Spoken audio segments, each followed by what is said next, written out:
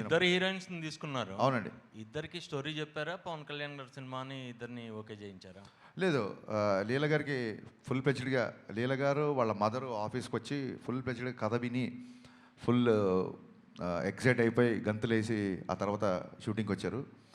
రాశికన్న గారికి ఫోన్ చేసి నేను రాశికన్న గారికి ఏం చెప్పానంటే నా నా ప్రెషర్ ఆఫ్ అప్పటికి రాశికన్న గారు వచ్చేసరికి మా షెడ్యూల్ మొత్తం ఫిక్స్ అయిపోయింది. కొంచెం ప్రెషర్లో ఉన్నాను ఇప్పుడు. నేను మిమ్మల్ని వచ్చి నేను కట్ చెప్పేంత టైం లేదు, జూమ్ కాల్లో కానీ ఫోన్లో కానీ చెప్తాను అంటే షీ అండర్స్టూడ్ మై ప్రెషర్.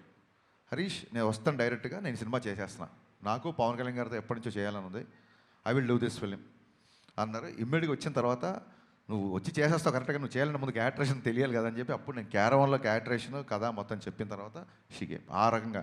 అలాగా కళ్యాణ్ గారి పేరు చెప్పి మేము కథ చెప్పాం మీరు షూటింగ్కి వచ్చండి, అలాంటి ఆయన పేరు చెప్పి భయపెట్టడాలి అవి లేవండి. ఆయనకి భయపడడం తప్ప ఆయన పేరు చెప్పి భయపెట్టాలి లేవు.